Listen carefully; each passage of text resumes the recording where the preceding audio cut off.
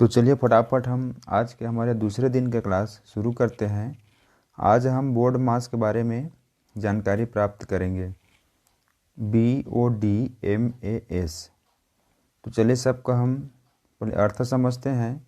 B का अर्थ bracket, और हम ब्रैकेट को विभाजित करते हैं चार प्रकार से। बड़ा कोष्टक, मंझला कोष्टक जिसे हम करली कहते हैं, छोटा कोष्टक और रेखा कोष्टक जिसे हम बार भी कहते हैं। एक एग्जांपल लेते हैं 50 माइनस, आप देख रहे हैं कि 10 माइनस 5 के ऊपर बार लगा हुआ है जिसे हम रेखा कोष्टक के नाम से जानते हैं। बोर्ड मास में O आता है जिसका मीनिंग गुणा होता है, मल्टीप्लिकेशन। D डिवीज़न भाग होता है। M को हम गुणा कहते हैं। A का अर्थ एडिशन और S जो कि सब्ट्रैक्शन है। एक एग्जांपल देखते हैं 5 माइनस, जो कि आपके सामने दिख रहा है। इसको हम थोड़ा डिटेल में सॉल्व करते हैं और समझते हैं कि हमने किस प्रकार से रेखा कोष्टक को सॉल्व किया। तो 1/6 माइनस 1/7 आपके सामने दिख रहा है। तो यदि हम 6 और 7 को हल करें तो दोनों का LCM 42 आ जाता है, और 7 का 1 के साथ करने से 7, 6 का 1 के साथ करने से 6। आगे देखते हैं 7 माइनस 6 करेंगे तो 1 हो जाएगा। तो ये यहाँ से हमको मिल जाता है 1/42।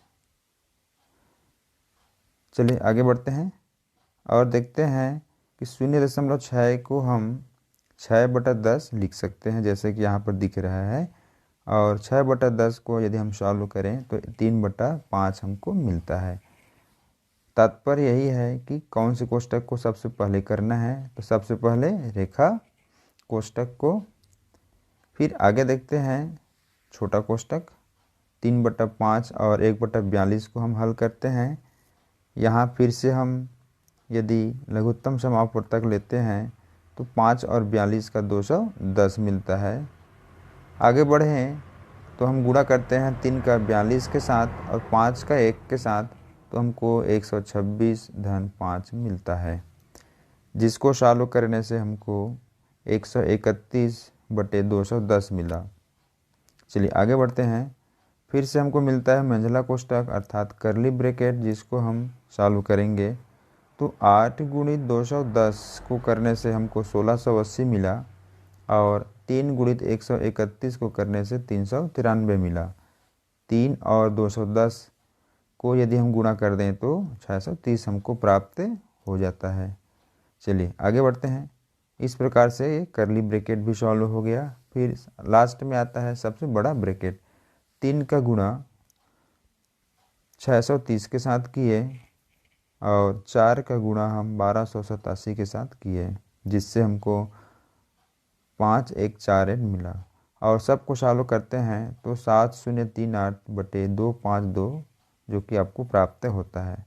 यहाँ पर आप फिर से हल करेंगे 5 के गुणा मल्टीप्लिकेशन 2520 के साथ, और 1 का हम करेंगे 7038 के साथ, फिर उसको हम सब्ट्रैक्ट करते हैं तो हमको इसका हल प्राप्त होता है 552/2520।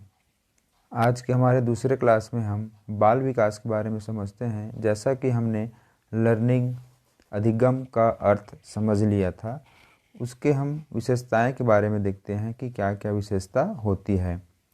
तो पहला हम देखते हैं कि जो लर्निंग होती है वो मानसिक क्रिया होती है, अर्थात मन में हम क्रिया करते हैं, मैथ्स के बारे में सोचते हैं, किसी विषय के बारे में सोचते हैं, और यह एक एक्टिव है, सक्रिय प्रक्रिया है। खोज है, हमारे मन में हम डिस्कवर करते रहते हैं, नया कार्य करते रहते हैं, और व्यक्तिगत और सामाजिक दोनों होता है। अर्थात लर्निंग हमारे खुद के लिए भी होता है और हम समाज से भी सीखते हैं। यदि इसी चीज़ को हम इंग्लिश में बात करते हैं तो हमको पता चलता है कि क्या क्या इसके कैरेक्टर होते हैं लर्निंग के। तो सबसे पहला होता है यह एक्टिव होता है, लर्निंग इज़ इंटेलिजेंट होता है, learning is growth and discovery भी होता है। सेम है, जैसे यहाँ पर मैं डिस्कवरी को खोज बोला हूँ, ग्रोथ आगे बढ़ना, इंटेलिजेंट भी होता है। चलिए हम देखते हैं प्रकार के बारे में। तो इसके कितने टाइप से होते हैं, तो मोटार क्रियात्मक, वर्बल, तीसरा देखते हैं कॉन्सेप्चुअल। तो हम मोटार को क्रियात्मक जैसे कि चलना, दौड़ना, साइकिल चलाना, ये सब आता है। वर्बल में यदि हम बात करते हैं तो जो हम चित्र के माध्यम से या आवाज़ के माध्यम से जो हम कुछ भी समझते हैं उसको हम वर्बल कहते हैं।